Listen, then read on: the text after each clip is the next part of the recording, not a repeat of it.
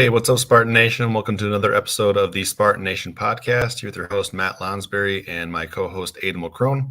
Aiden, we were just talking before we got started here. It does feel like it's been a long time since we've done one of these. Yeah. So hopefully our audience remembers who we are and is happy to see us again after a little bit of a break. But yeah, we are gonna talk some Michigan State men's basketball and football today. We're gonna get things started with basketball, kind of reacting to what we saw from the Spartans against Duke on Tuesday, and then previewing Butler a little bit for tomorrow, and then we'll get into some football to end the show. But thank you guys for showing up as a lot of you do often. As always, go ahead and visit our website for other content from our website covering both men's basketball and football. And we would appreciate that. With that, we'll get things underway here. And Aiden, basketball season has not quite started the way we anticipated. Now, ahead of the year, there's always like a likely chance that Michigan State maybe loses to Duke at the beginning of the year. I mean, these were two preseason top 5 teams, but it didn't. The game itself did not. With both teams having a loss earlier in the year, it wasn't that top 5 matchup that we thought it would be before the season got started. It was a good game. Duke led for the majority of it. Kind of a rock fight at the beginning of the game, as offensively both teams struggled. Duke was able to stretch out an 11-point lead at halftime. Michigan State made it close a couple times in the second half, but just couldn't get over that hump and ended up falling short. So I guess your reaction to a couple different things. Number one, the shooting at this point, I think it's fair to be concerned about that, and but also other things that you saw against Duke, and where you're at with this team now after seeing 3 games. Yeah, I mean, it just started sloppy for the first 10 minutes or even more. I think MSU, we kind of know what to expect out of MSU watching them, the Tennessee game, and then, the other 2 games, the regular season games. So we kind of have an idea of, what's happening, but kind of watching Duke, they had a lot of turnovers. They gave MSU, a lot of turnovers just with sloppy play on both sides, and MSU didn't take advantage of that at all. That, a lot of missed open shots, and they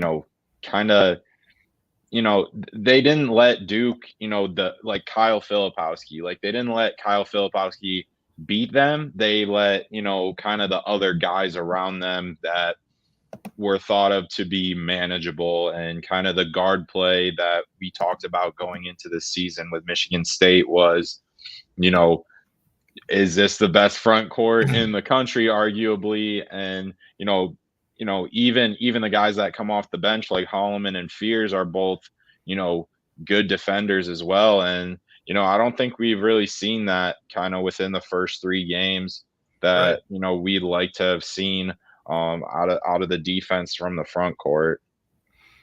Yeah, no, and AJ Hoggard has gotten off to a really slow start to this season. He had a quote after the game. I think it was Izzo, with the quote, but saying that, if he continues to play that bad, you should bench me. That's what he said to Izzo after the game. And when I first saw that quote, kind of circulating on Twitter a little bit, it's I guess it's good to be self-aware, but you were 3 games into the season. You're a senior. That this can't be happening. That's kind of my reaction to that is. And so he's got to get some things worked out and figured out. I did think, I can't remember who brought this up. I saw this on Twitter as well as I was covering the game between Michigan State and Duke. But somebody noted that on some of those ball screens that AJ is getting, because last year a lot of those ball screens were coming from Joey Hauser, who would pop off of them, and then it would take a defender with him because of his shooting threat. And I thought that was a good point that I can't remember. Maybe it was Robbie Hummel. I can't remember who it was who tweeted something about that on Twitter. But I think it was a good point. you don't have that guy who's drawing the defender away from the paint. And so that's making it more difficult for AJ to get to the rim, which I think that's where AJ's at his best, is when he's able to get a step on his guy and then use his superior size and strength to finish at the rim. But he's really struggling to do that right now. As soon as I saw Duke defending AJ with Roach, who's a smaller guard, I was thinking, man, like I feel like AJ could take advantage of his size here and take advantage of that matchup. Didn't really see that. He did have 8 assists against 2 turnovers, so a good ratio there. But definitely need to see him pick up his game significantly going forward. What did you think of Jaden Akins, or maybe his start to the season? Because I think it's been a little bit slow, but I'm not super worried about Jaden. But where are you at? Yeah, I think it is a little bit concerning about his usage, I would say. I think the kind of going to that 3-guard lineup has really kind of been mainly Tyson Walker and AJ Hoggard being the primary ball handlers.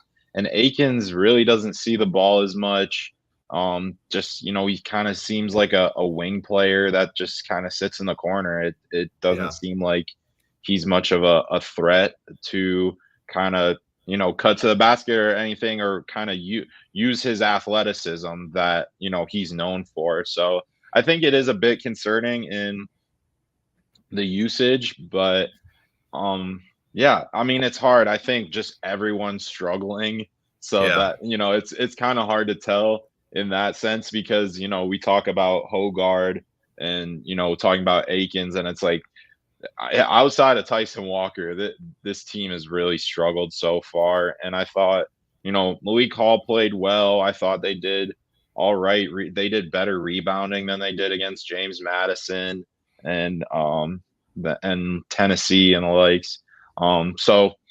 It's just hard. I think the biggest thing is the expectations. I think overcoming that is kind of what's really holding like a mental barrier on the fans' heads right now, is just that expectation of being top 5, and kind of expecting those seniors or those guys to take another jump, and they really haven't. So I think just as a whole, what do you think is more concerning? Do you think the defense, the rebounding, the shooting? Like, if you had to like rank those 3, how would you rank most concerning, the least concerning?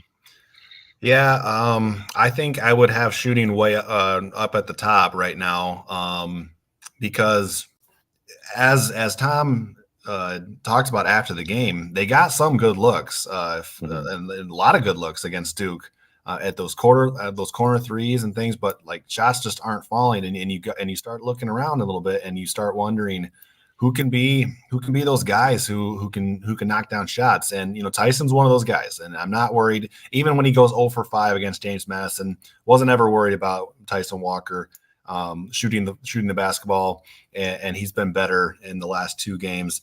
I'm not super worried about Jaden Akins, but I think you do make a good point about his usage, and you don't want a guy like him just standing in the corner. Like he's too good of an athlete. He's got too well-rounded of a game just for him to utilize in that way. I almost wonder a little bit.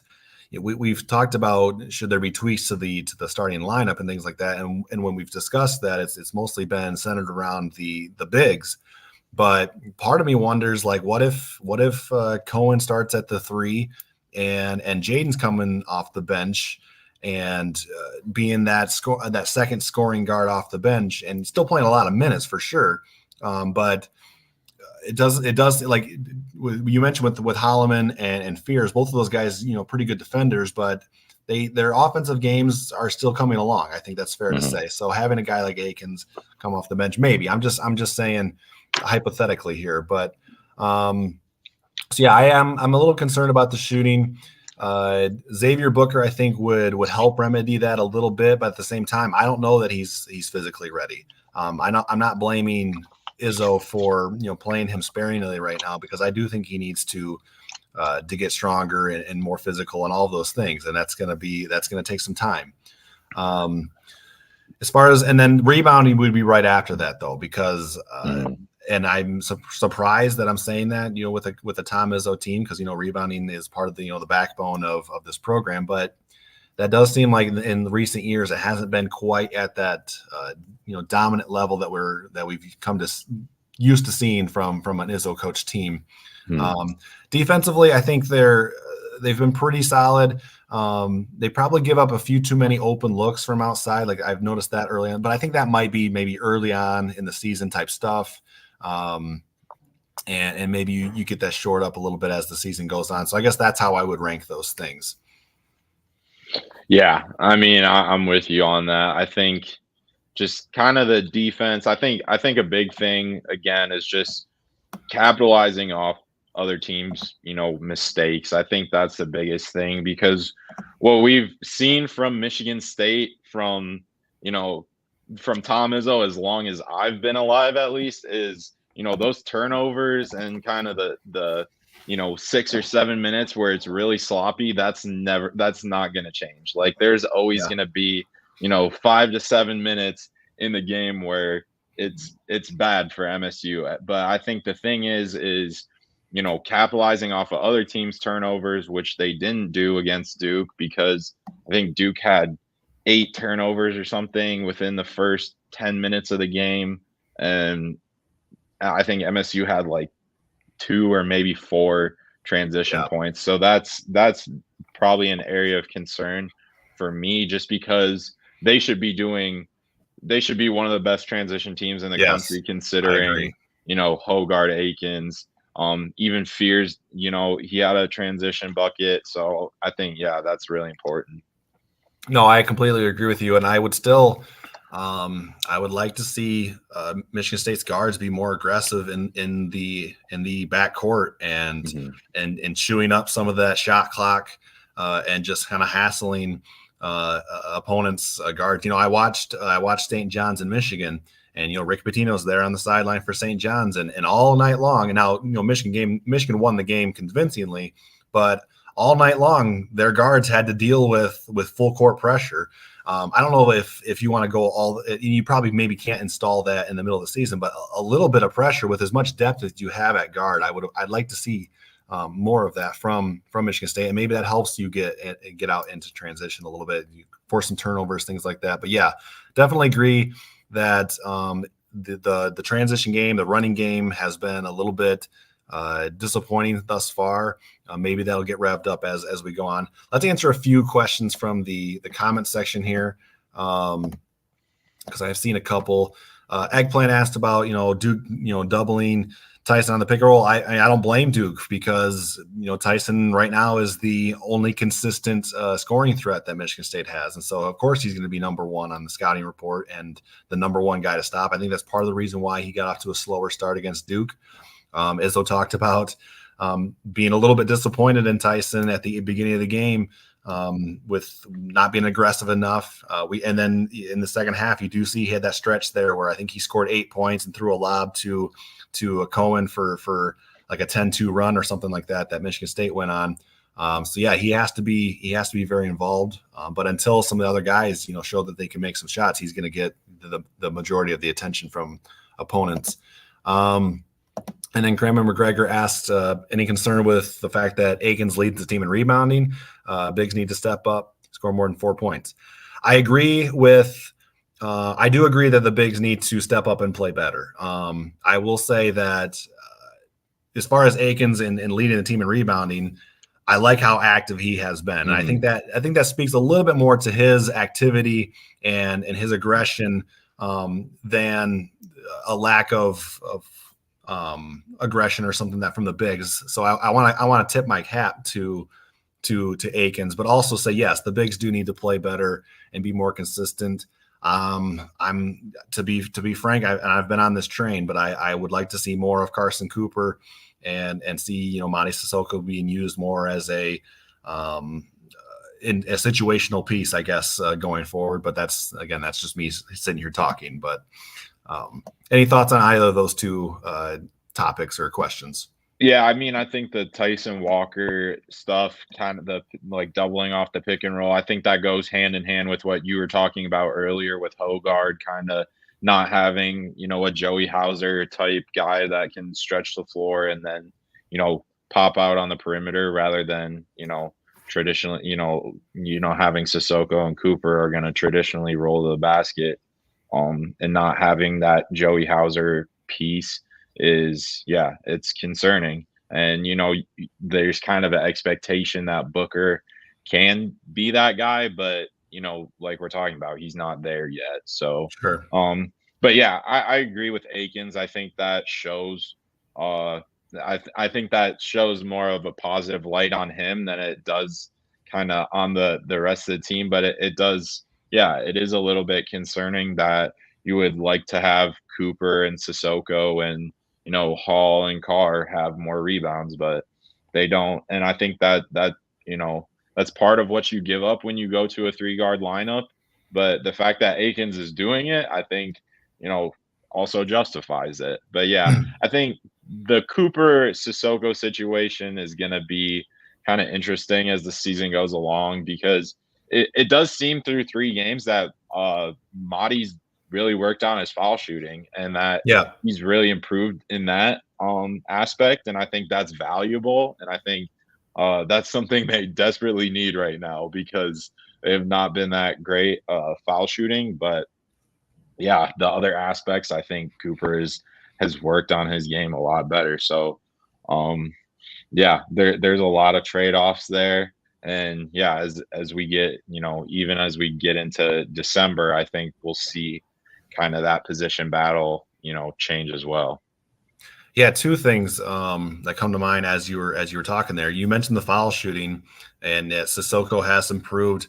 It's interesting that the Michigan State has struggled so much at the free throw line, and yet it's their guards that have really kind of dropped the ball in that area, and it makes me wonder, like, what's going on mentally right now with the team as far as, is it in their heads, the fact that they're not shooting well? Because AJ was pretty reliable at the free throw line last year. Tyson, for sure, reliable at the free throw line. Akins wasn't bad. I don't have the numbers in front of me right now, but yeah, so I think it is a little bit of a mental thing right now, which on the one hand, that can be a positive as well, because typically you see a couple, if you're a shooter and you see a couple go down, that mental concern, it goes out the window pretty quickly. Speaking from a guy who knows how to shoot the basketball a little bit here, but no, like, so I think that could be a positive thing. It's just until you get to that point, it's a bit of a struggle. The second thing was, I did want to talk about Malik Hall a little bit because I think Malik is a guy who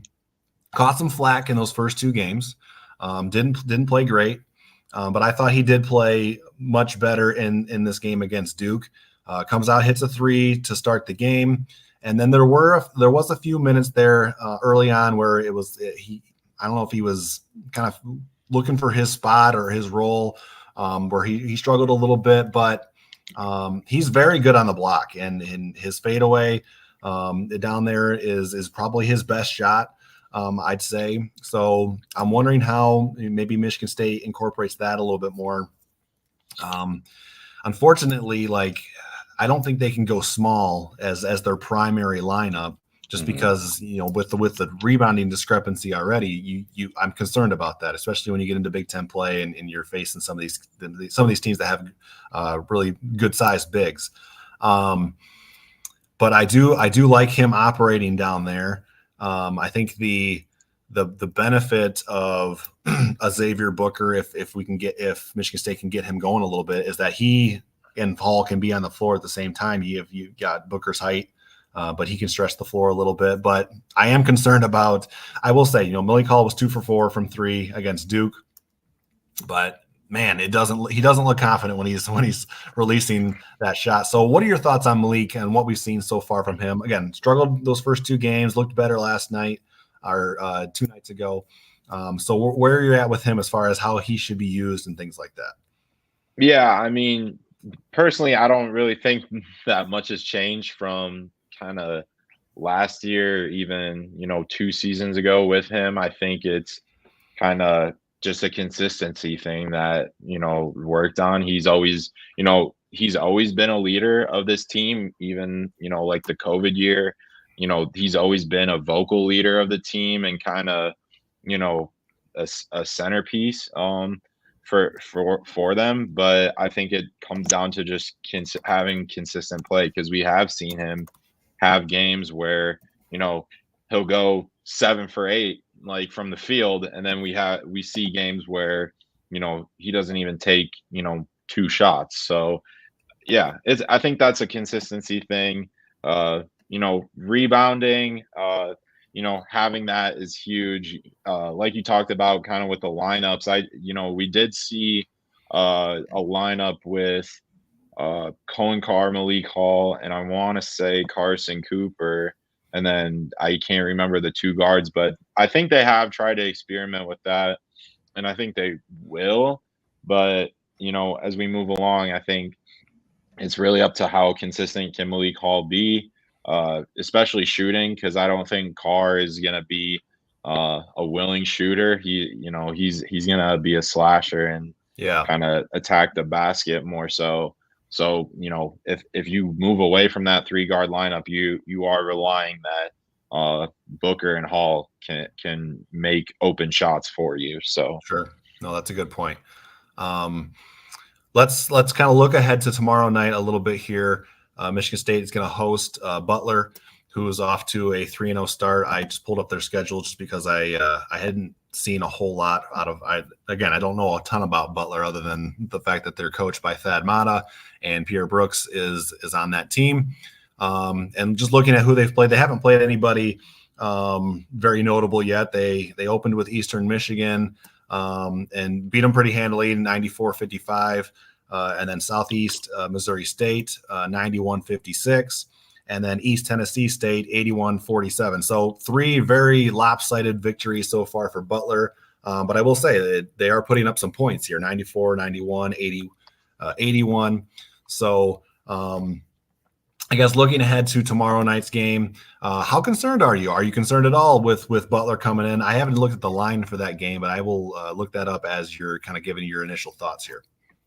Yeah, the line for that game is MSU -8.5. Okay. So I don't know. It's hard to tell. I mean, obviously the James Madison game, I do feel like, that was a little bit of an outlier. I don't think that would concern me as much just because of the poor shooting, but the fact that the poor shooting has continued is a level of concern for me. So I think just anytime, until I see otherwise, there is going to be a little bit of a concern that, whoever they play. And I do think Butler, is a better team than, Southern Indiana. And, maybe they're on the same kind of level as James Madison, but, we'll see. And yeah, that's really all I can say is there is a level of a concern though. Yeah, no, I think you make a good point. Like if Michigan State shoots 1 for 20 from 3, then they're probably going to lose. Like let's just be honest here. So, but I don't think that'll happen again.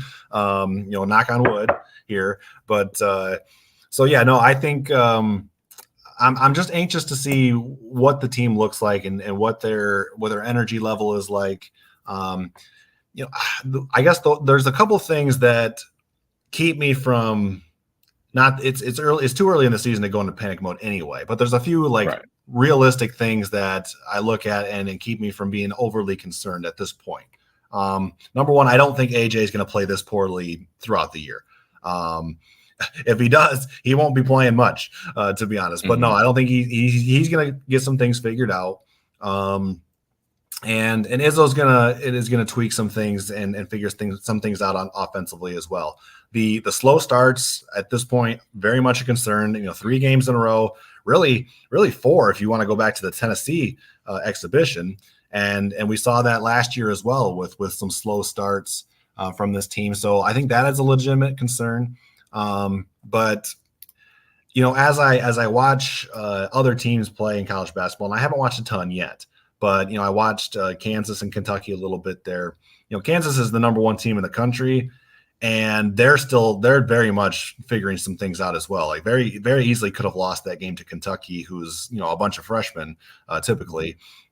So that gives me like some optimism that, Michigan State's going to get some things figured out. They're going to be okay here.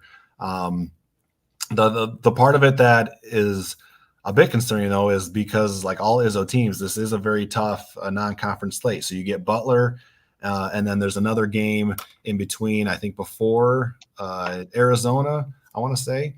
Off the top of my head, I don't remember who that is, but like, so it is going to be challenging here. But also at the same time, plenty of opportunities to kind of flip the switch a little bit. Any final thoughts, I guess, on basketball, Aiden, before we move into football and preview Michigan State and Indiana?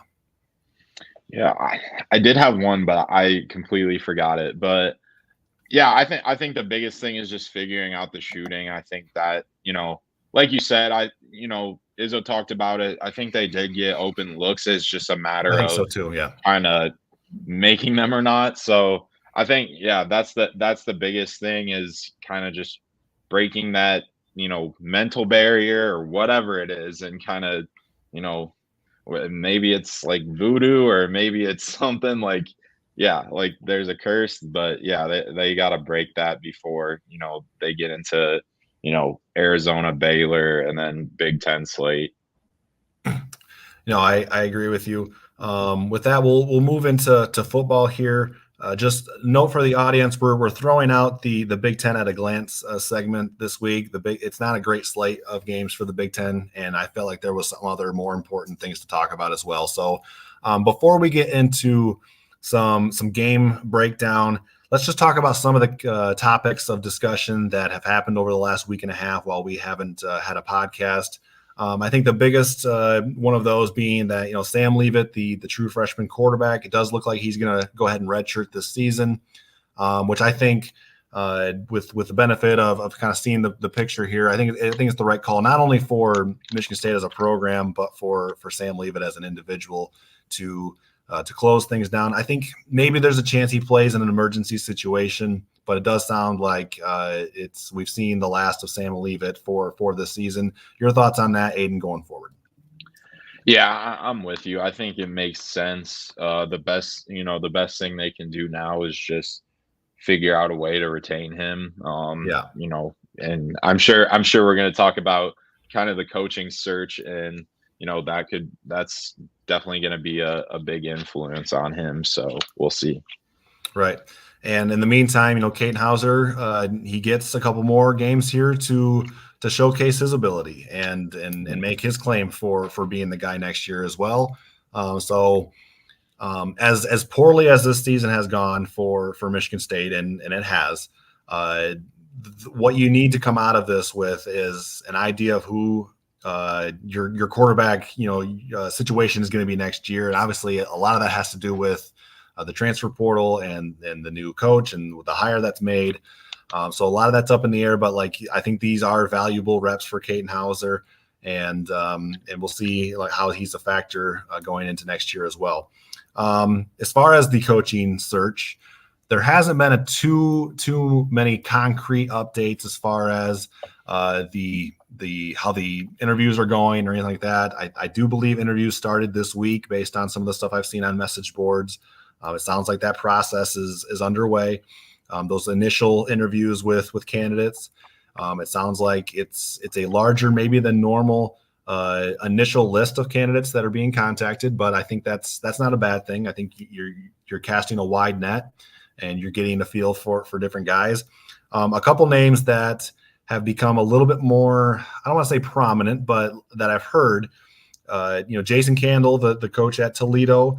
And when I say these names, I'm not in any way indicating that these guys are at the top of the list. That's not what I'm saying at all. I'm just saying that the last time we talked about the coaching search, these aren't names that we talked about. So that's just for clarity's sake. So about a week or so ago, I had a short conversation with another guy who's covering the program and has a little bit more inside look at the proceedings. And he said, Jason Candle is a little bit more possibility of a candidate than he was maybe a couple weeks before that. I don't know where this Tony Elliott thing came from. I don't know if you've been aware of that on Twitter, Aiden. Maybe you can catch me up as well, because I don't know where that originated. I don't know the backstory behind that. So that, Tony Elliott's the head coach over at Virginia. Can you talk us through a little bit how that whole thing came about? Yeah, I mean, I don't know. I don't know for sure if there was an interview with Tony Elliott, but there was kind of some interest from either from his camp or from to interview for the job. Along with, I also think Bronco Mendenhall, the former Virginia coach, Okay, who is now just retired. I think he also, I don't know if he met with MSU or not, but was also kind of a name mentioned as well. So I think those two, again, I think that, like you said, like the list is going to be larger than what people expect. And I think that's a good thing. I think a lot of people for MSU want to keep it in-house for a lot of, sports, after D'Antonio. I'm sure, a lot of people talk after, post Izzo, whenever that will be, keeping that in-house. So, but I think it's good that Alan Haller is kind of, like you said, casting this wide net and kind of interviewing all these people. Again, they might not be, making the final cuts, but the fact that they, interviewed them, did their due diligence, did their homework, I think that's important. So, yeah, I mean, Tony Elliott, still young. He won 2 national championships as the OC at Clemson. So, he does have some, successful background, but not so much as a head coach. Right now. Yeah. I think it's also important to note that sometimes, and I agree, like Michigan State has been very tight-lipped about this and kept things under lock and key, to the point where, there was, some message board material about how when Alan Haller and went to the board of trustees to kind of provide an update, he even told the board of trustees, hey, I'm not going to share our short list of candidates, because when I did that or it wasn't him, but it was Bill Beekman at the time. But when Mel Tucker's name was presented to the board, it wasn't very long afterwards that his name kind of leaked and got out. So that's, again, to your point about the tight-lipped nature of this. And I say that to say, concerning Tony Elliott, sometimes it's guys' agents who leak this stuff too, and for various reasons, and maybe trying to incentivize. Now, in the case of Tony Elliott, I don't know, like, you're 2-8 at Virginia. I don't know how much more you can ask for additional funding or whatever that might be. But I will say that's right. Part of this process as well. So I don't think there's too big of a reason to panic it right now. It's still, we're still in that early process as far as initial interviews. There's probably going to be second, like, you're going to shorten your list after that and then do follow-up interviews with your condensed list. And so this is going to be a process yet. Eggplant asks, when will the decision be made? There's reports out there that indicate that shortly after the season finale against Penn State, which is on, I think, November 24th, that's Black Friday. I would imagine probably sometime in the next week, if not the next 10 days, would be my guess. And that's purely a guess. But with the first signing period coming, December 20th, you want to get as much time as you can for this first, this head coach to salvage as much as you can of that recruiting class. Second signing period is in February, so you can add some guys to the class then as well. But I would say shortly after the finale against Penn State, maybe within a week, maybe within 10 days, 2 weeks, I would say probably is the end or the latest that would happen. But again, that's just kind of speculation based on some reporting that I've read from others. Eggplant also asked, how did the A&M surge affect MSU? Aiden actually wrote a story about this a couple of days ago. So again, go check out our website, and you can find Aiden's story right there. And this was exactly the topic. It was how A&M surge affects Michigan State. Also, check us out on Facebook. We post all of our stories on there as well, so you can get the answer to your question through that article. Any other questions here in the comment section? Kerry Ellis does not want Jimbo Fisher. I don't blame him. Steven asks about Tom Herman. Where is Tom Herman right now? Is it FIU? Florida Atlantic.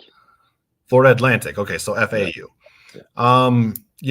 Tom has been kind of a since the stint at Texas. Haven't seen a whole lot of Tom Herman in the news, so I'm not sure. Any thoughts on that, Aiden? Like he hasn't really been involved. Yeah, I mean, I think Texas.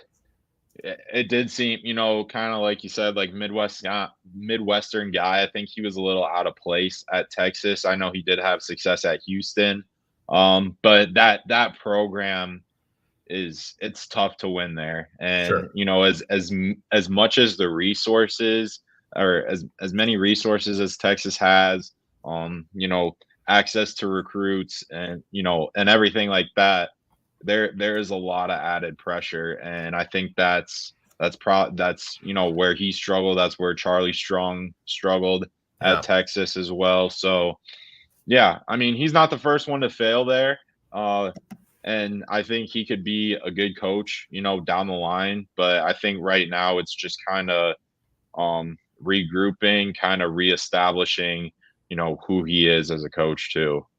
Right. You'd like to see if he can kind of find some of the success that he had at Houston before he got the Texas job. At the time, Houston is a Group of 5 program. It is centered in an area where you can recruit in the state of Texas, so that's good. And so I'm just kind of comparing the similarities between Houston then and FAU now, because obviously in Florida there's a lot of talent as well. So he probably has to maybe rebuild his coaching reputation, I guess, if you will. The thing you do hear about Texas every time a new coach ends up there is you got to deal with the boosters. There's a lot of big money people down there, and that's great because it helps fund your program. But the problem with that is guys or individuals who donate a lot of money to the program, they think they have a right to be in the program and make decisions about the program when typically it's the head coach who makes those decisions. And so you got to deal with all of that as well. So it's kind of a two-sided coin. You'd probably rather have the money and do your best to put up with the boosters rather than to have no money. But that's part of the deal at Texas. So, but a good question. I guess with that, we'll get into the previewing Michigan State and Indiana. Just want to give a brief little update on the coaching search there, and definitely keeping our ear to the ground as far as development. But it's probably going to be a little bit of time here, unless again, one of these coaches' agents leak something. We just interviewed with Michigan State. Sometimes that happens. Reporters are out there trying to dig up things. Eggplant asked about any news on Urban. I would suggest if you are still holding up on hope on Urban Meyer, you're putting your hope in the wrong place. I just leave it at that. So with that, we'll move into the game on Saturday. It's the 70th all-time meeting between Michigan State and Indiana. Obviously, they play for the Old Brass Spittoon, so a trophy game for Michigan State.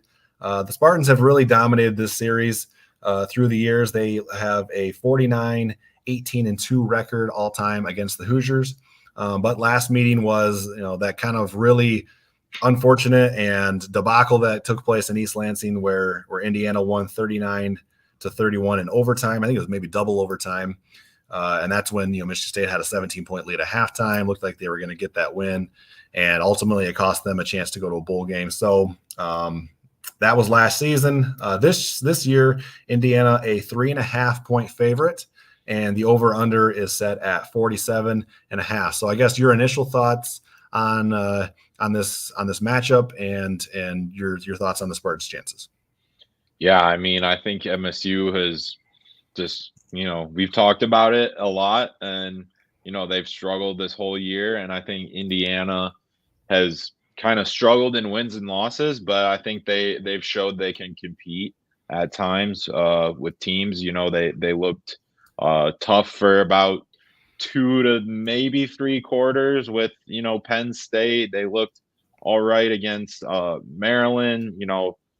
Yeah, so that they've shown some moments that they could be good, but they haven't really put it all together. So yeah, it's gonna be an interesting game, and it's all for the Brass Spittoon. There's no bowl implications or anything. It's all just for the trophy.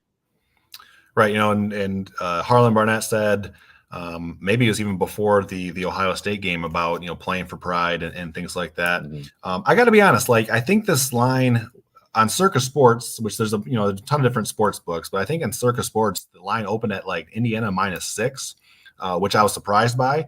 I thought that number was bigger than I would have anticipated. And when I looked today on ESPN, it had Indiana -3.5. Thoughts on the spread? I'm a little bit surprised. Like I know, Michigan State has had a really rough year. Like there's no doubt, but I've always looked at this game as one being very winnable for Michigan State. Are you surprised at all that it's the Hoosiers that are favored, even the fact that they're at home?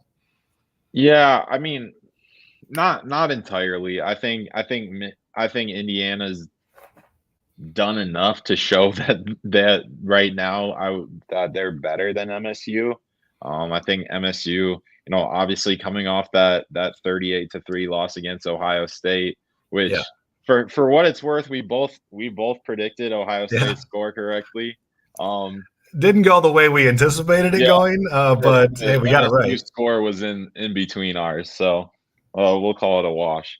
Yeah, But yeah, but I think MSU, it's just it really comes down to, can they move the ball? Caden Hauser, can he do, you know, make some more positive, moments and stuff like that. So just figuring that out offensively, getting the run game going with Nathan Carter. I think defensively, you know, 38 points. I get Ohio State's offense isn't as good as they used to be, but I think 38 is fine. You'll live with that, but yeah, it really comes down to offense. Yeah, I think that's been the story the whole year too. no, I agree. And one thing about Tom Allen, yes, shoot, Yeah, it's been a long week. But one thing about a Tom Allen coach team is it's typically very physical, very tough, hard nosed. He's that kind of coach. He's the defensive coach, so you kind of know what to expect when it comes to those things. And so, Michigan State will have to match that physicality, and it could be a bit of a rock fight on Saturday. There's no doubt. With that, let's move into over-unders here. We're just going to do 3 each tonight, but that'll help us kind of maybe feel each other out as far as what we're anticipating for this game. So I'll let you go ahead and get us started with over-unders tonight.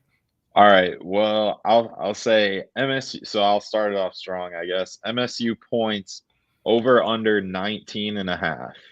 Okay. Yeah, so we've got our game predictions ready to go. So I've got Michigan State scoring more than 19.5. I think you're gonna see more offensive success from the Spartans than we've seen in a while. I'll just say that. Mhm. Yeah, I'm with you. I also have the over for that. And I think if it's under 19.5, I think there is a high level of concern. Yeah, no, I agree with you. Just a couple notes. I did look up Michigan or Indiana's defense. They don't defend the run or the pass particularly well. Despite Tom Allen being that defensive guy, there's not like a speciality, I guess is what I'm trying to say. Like they do something really well, and the other one's kind of lax. It's mostly below average on both sides of those things. So an opportunity there, I guess. Junior and an Eggplant both have the over 19.5 for Michigan State. I'm going to talk about a guy who we haven't really talked about much over the last couple of weeks, and it's Nathan Carter, a guy who got off to a really good start this year, but as Michigan State's run game has really struggled and gone through the mud, we haven't seen a whole lot of Carter as far as breaking loose and having big games. With that said, I did note the fact that Indiana's rush defense has struggled. I think they're giving up. I had it up. I should have not X'd that out, but they're giving up well over 100 yards per game on the ground to opponents. And so the bar is pretty high here. I admit that, but I have Nathan Carter over under 99.5 rushing yards. So is he going to get back to that 100-yard plateau that we saw early in the season, or is that too high of a bar to set? I'm gonna take the under here. I think the way, kind of watching last game, the way that they've started to put Jaron Mangum in kind of the rotation, and then as well as Harold Joyner, I think he's gonna end up splitting some carries with 2 to 3 other guys. So I'm gonna take the under on this. Okay. Yeah, I'll go ahead and take the under as well, but I do think we're going to see a good game for Nathan Carter. I kind of was debating a couple of different ways of going about it. I think the first line I had was maybe 79.5. So I could see him getting to 80. But yeah, I think that's probably too high of a bar just because we haven't seen it since those first couple of games there. But I do expect Nathan Carter to have a pretty solid afternoon in Bloomington. All right, go ahead and hit me with your second over-under. All right, my second one also has to do with offense. I have total offensive yards set at 324.5. So do they get to 325 yards of total offense or not? Man, in today's college football, that doesn't sound like a whole lot, but we've seen from what we've seen with Michigan State, it's difficult. Just for reference, MSU is averaging 306 yards per game of total offense. So that's a significantly better than their season average. I'm going to go under, but I do think they'll go over 300. So it's a very narrow, but 325 is a lot for just based on what we've seen from this unit. So I'll go under, but I don't say that with too much conviction. Yeah, I'm gonna go over here. I think I might be a little bit more optimistic than I have been in past weeks, but I'll go over. I think giving Hauser those reps full time. I get Ohio State's defense is really tough, so I think the fact that you play a bit of an easier defense, you're getting all the reps. I think that makes him a little bit more comfortable to kind of settle in. And then, like you mentioned with the running game and kind of Indiana's defense as a whole has struggled. I'll take the over. Okay. Real quick here with Junior. I believe the Neons are retired, or at least that rendition of the Neons, I think, is retired. I know there's I think the majority of the fan base did not like these latest neon jerseys. I know there are some out there who do like them. I've never liked them just personally, and I like a lot of Michigan State's combination things like this. The neons I never liked. The green pants, the neon green pants were awful. They ditched those pretty quickly. But even the jersey with the state across, I've never liked it. So I think they're retired. Anything to add on that, Aiden? No, I mean, I didn't hate them. I didn't like them at first. I think they grew on me a little bit. I think what's more disappointing is that Oh, did we lose Aiden? I think we lost Aiden. He usually comes on back, so we will let him get back in the system here. Eggplant asked about the bronze. I got to be honest, I didn't really like the bronze, incorporating the bronze to the uniform much either. I say that because I'm a traditionalist when it comes to college football. So traditionally, I like you to wear the colors that are your school colors.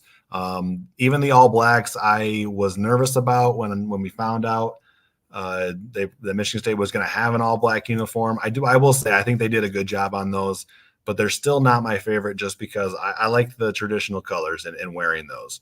I agree with that though. Junior says they were much better than the neons. I do agree with that. So as we kind of wait for Aiden to come back here. I think we might have just gotten him back. Yeah, there he is. So you got cut off right in the middle of your statement there, Aiden. So I don't know if you were going to remember where you were at, but yeah, I was saying I think what's more disappointing for me is that the black jerseys are probably going to have to be retired after losing to Michigan 49-0 in them because I did really like them when they were released, and they might be gone a little bit too early. But I also do want to say my internet crapping out every podcast seems like a tradition now. It does. It is. It's become a tradition, and until the last episode where mine went out as well. I think both of ours, maybe at different times, but yeah, losing one of us mid-show is just part of the show at this point. So if we had a drinking game that went along with our podcast, that would be one of the things on the bingo card. So anyway, we'll move on here. I've got a couple more over-unders. We'll get into those. Caden Hauser. I have him at over under 1.5 touchdowns, and that can be rushing or passing. So 1.5. Yeah, well, if it's both, I think I'll take the over. I think I think they should use him more in kind of a RPO and use him more as an option quarterback. And I think that's the best thing for the team moving forward offensively. So I'll take the over on that. Yeah, I'm with you. I'm with you on the over 1.5, and I think it's going to be 2 passing touchdowns. I really do. I think we'll see who we get back or who Michigan State gets back as far as, Jerron Glover. It does sound like Trey Mosley, not likely going to see him on Saturday, and maybe not the rest of the year, which is really unfortunate. A guy who's a senior. Harlan did not say definitively that he won't be back, but he did hint at the fact that he's still dealing with some stuff, and with only 2 games left, you're just not sure. So feel bad for Trey, but maybe Jerron Glover is back this week. I think maybe even Harlan did say this week that he expected Jerron to be back. So I think Caden's going to have a good game through the air. I believe maybe his best game. So no, I'm over on that as well. All right, we each have one more over under. So go ahead and hit me with yours. Yeah, so my last one is over under 2.5 forced turnovers. The last couple of weeks I set it at 1.5, but I'll set it at 2.5 this week. That's interesting because I definitely don't trust Indiana to hold on to the ball. What the heck? We'll go over. We'll say Michigan State comes up with 3 turnovers in this game. That's a high bar to set. But I will go over on that. And I feel pretty good about Michigan State this week. Not to give away my prediction, but I feel pretty good about Michigan State. Carrie Ellis is with me, swinging big, going with the over, but Eggplant and Junior both going under on that. What about you? Yeah, it's tough. I think I'm still gonna take the over though. I planned on taking the over beforehand. I think MSU against struggling offenses has been successful. Again, you look at Iowa, Minnesota, Nebraska. I think they've been successful in forcing turnovers. So I think they can do that again this week. You should look up to see if that's a prop bet somewhere, because you probably get pretty good odds. I was that's a pretty, or I don't know what's. I don't know gambling that well, but there's like some conditional ones that you can do like mid game or something like that. So yeah, there's those who are live betting, maybe that would be a thing. But all right, I've got one more. I kind of have an idea of where we're both going to go with this one, but my last one, Indiana over under 14.5 points. Yeah, I'm going to take the over on this. I think Indiana is going to score. Yeah, more than that. More than 14.5. I'm with you. I did flirt with this line a little bit with my prediction, but I do have the over as well. I think, again, turnovers are kind of one of those things that are unpredictable. I will say Caden has done a pretty good job of taking care of the football the last couple of weeks. So that's a feather in his cap. Eggplant likes the over for Indiana, as does Junior. All right, with that, we'll move into Place Your Bets, where we look at the best games around the country. I forgot to look up our updated standings before the show, and so we'll have to do that. Definitely going to have to do it before our next football preview, because that's probably going to be the last one. It will be the last one. Let's just be honest. So definitely going to have to get those done before next week. So, but with that, we'll move into it.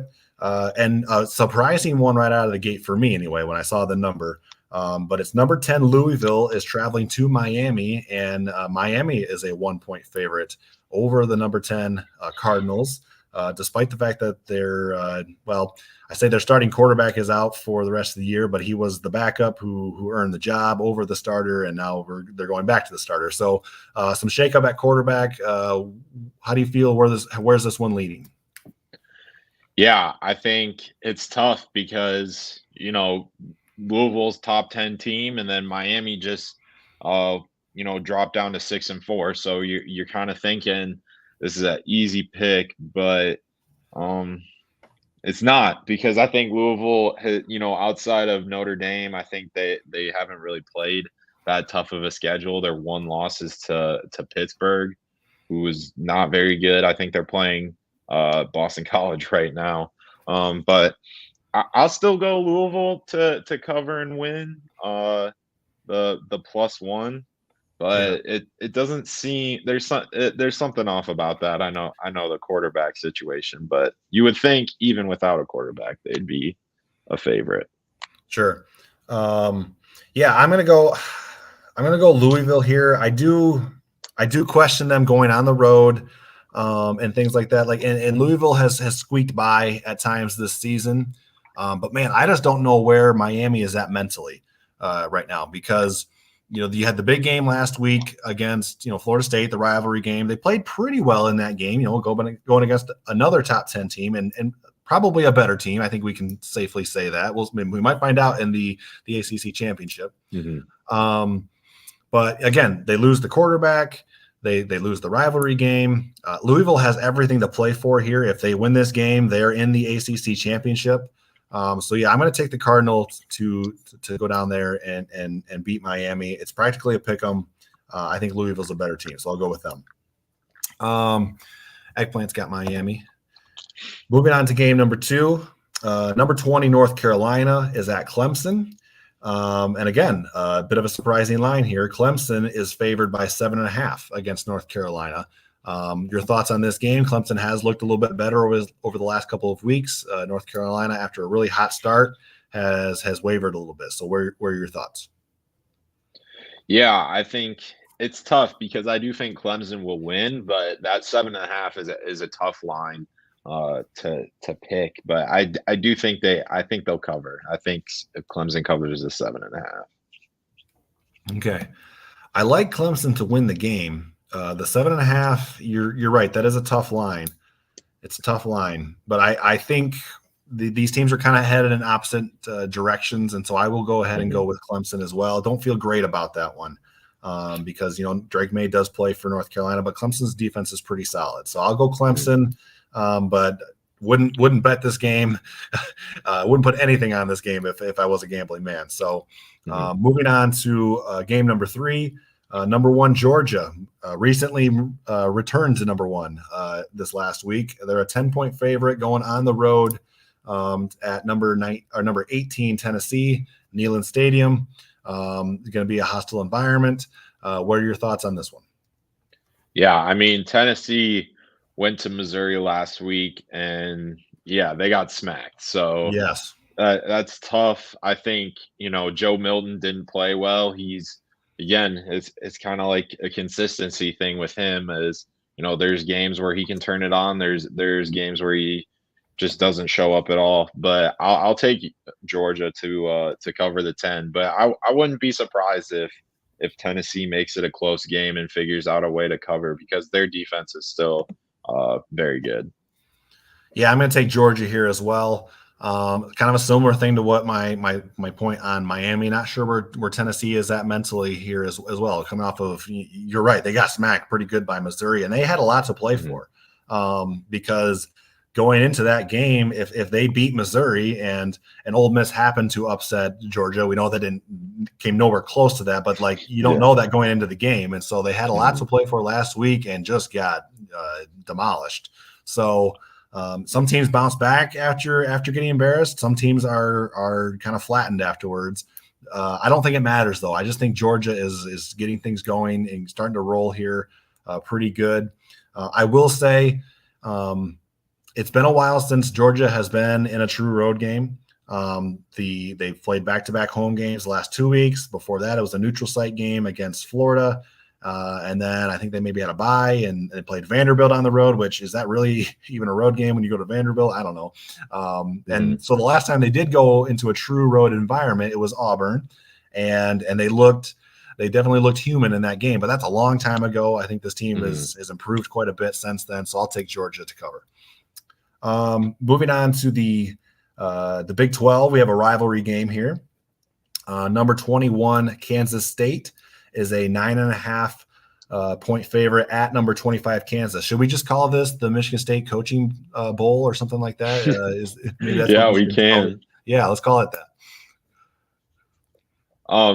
You said 9.5 by Kansas. Yeah, or Kansas State. Kansas State is favored by 9.5. Yeah, I'll take Kansas to cover. I think they had a quarterback, kind of injured, banged up.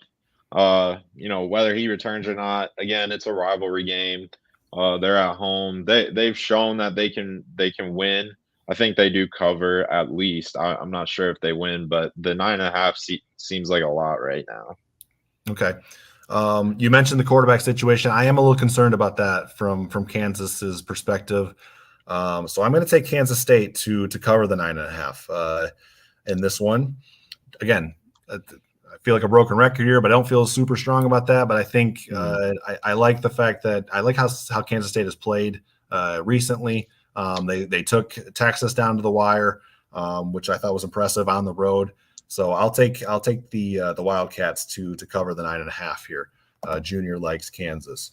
All right, a couple more games here, and then we'll get back to Michigan State and Indiana.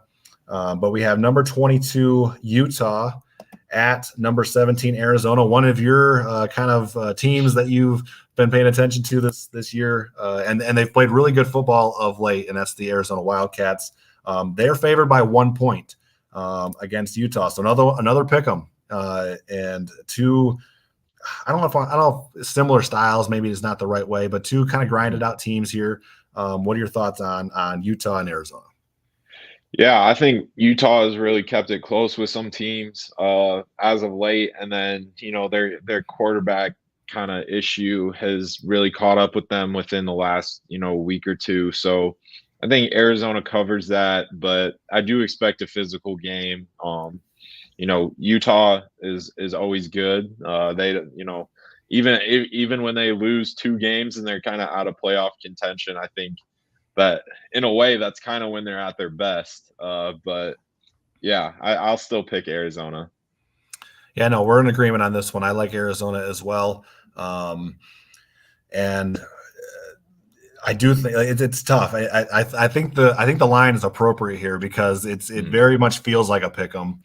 And Utah is going to muddy up the game a little bit. And I will say the one thing I guess would maybe concern me a little bit if I'm Arizona is just the fact that Utah has played in some of these big games in the past.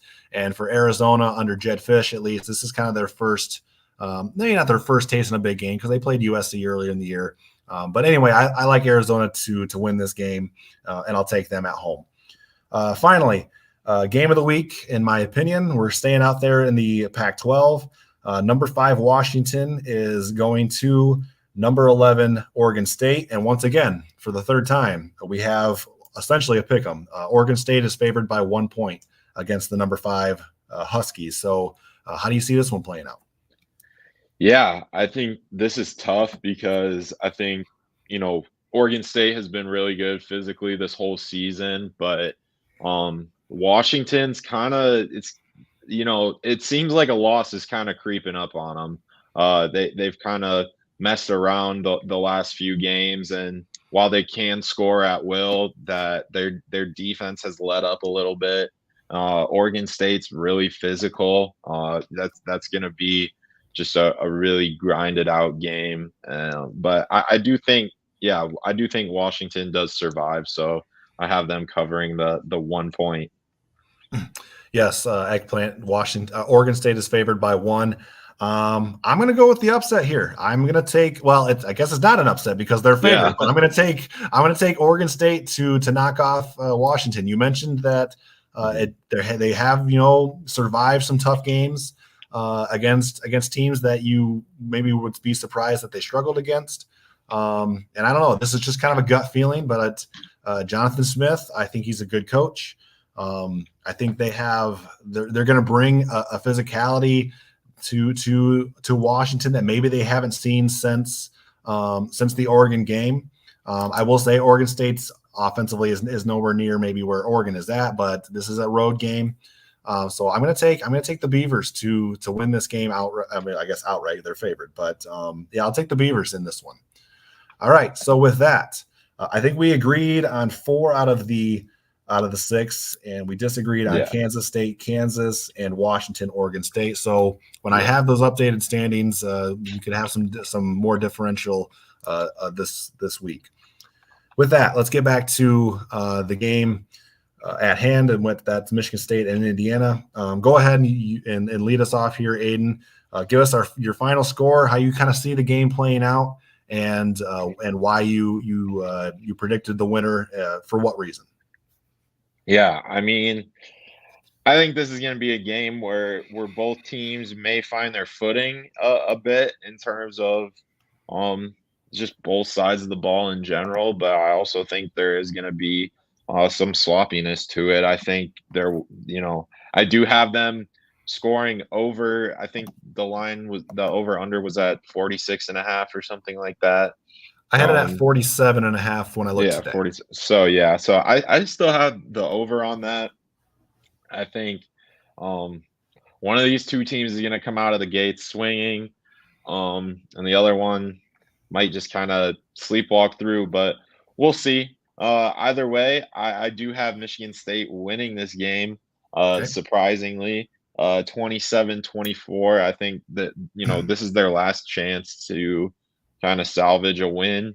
And, I think that's a big thing. And the fact that this team is really stuck together, to kind of until the end of the season, shows a lot about who they are just personally. So I think just for that matter, it would be good to see them get, one more win, because, we do see them post game every Saturday, win or loss. And, they do, kind of spill their heart out at times about, how much a win was important for them and how devastating, those losses can be. So I think, I guess there's a little bit of personal bias, but yeah. No, this is a game that even through all of this turmoil and all the questions that Michigan State has gone throughout the season, I've looked at this game and I've liked Michigan State in this game. Against Indiana, I like the matchup. I think they're more talented. I have no doubt they're more talented. The togetherness. And I will say this about that talent edge. Injuries have once again really ravaged this Michigan State program and this team. So that has taken a little bit of that edge away. And I will admit that, but I still like Michigan State in this game. I've got them winning 27-17. So very similar scores once again for you and I, Aiden. But I've liked what I've outside of the games against the top 10 opponents. That would be, Ohio State, Washington, and Michigan. I think Michigan State's defense has performed pretty well. And I like them to have some success again against the Hoosiers. 27-17 is where I'm at on this one. And I feel pretty good about Michigan State winning this one. I will be, it's hard. I can't say like surprised if they lose just because of everything that we've seen, but like I expect them to go down there and get a win in Bloomington. So there was a question pertaining to our Arizona talk. I'll let you kind of lead the way with this one, Aiden, because I know Jed Fish has been a guy who's been on your mind at least for a few weeks now. So where do you think his candidacy is with Michigan State? I know he hasn't been confirmed to be on the short list or anything like that, but there has been some discussion amongst the publications who cover Michigan State about him. Yeah, I do think Michigan State does have interest in Jed Fish. I think it's personal, kind of not having that mutual interest. I don't know if Jed Fish's kind of party really wants to go to MSU. I know he was an assistant coach at Michigan I think he was one of the first hires that Jim Harbaugh made when Yeah. he went to Michigan. So there is that aspect of it. I don't know how close their relationship is to where it'd be kind of a feud or anything like that. I know he was also linked to the Connor Stallions kind of scandal that's ongoing. So yeah, I think the fact that he has ties to Michigan, I think that's that's also part of the reason why we don't see Sharon Moore as a potential candidate for MSU too. So I think there are good candidates out there that maybe MSU would look into more. But they have ties to Michigan, so that's a big red flag in Alan Haller's mind, and I don't blame him for that. But Sure. that's just the reality of it. Yeah, I think it's worth doing your due diligence on a guy like Jed Smith or Jed Fish Smith. I don't know where that came from, but Jed Fish, he's an offensive mind. I think another concern that's out there is, does he want to go back to the NFL and ultimately land in the NFL? That's part of the question that's out there about him.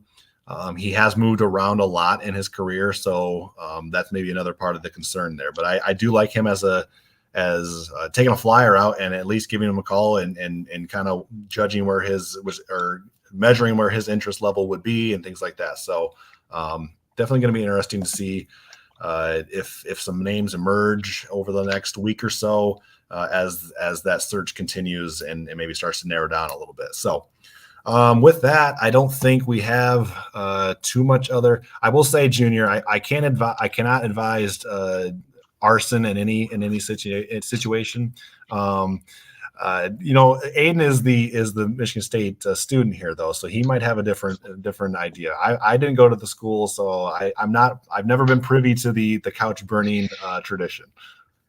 No, it's not worth burning a couch. I think it is worth celebrating Sure. if they do win, but I don't think it's couch burning worthy. I think that's going to be left up to basketball in March this year for any couch burning in recent or kind of upcoming games, unless hockey is also pretty good right now, and I know the women's soccer team is, I think their NCAA tournament games going on right now as well.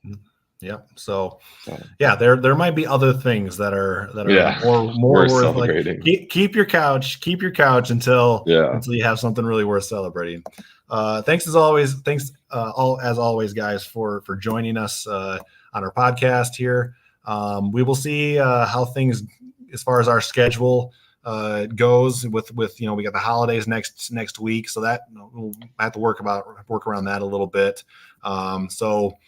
As always, look on our Facebook page. We also post in our YouTube community section when we're going to go live. I typically try to do those, give you at least a little bit of notice there. So look for those.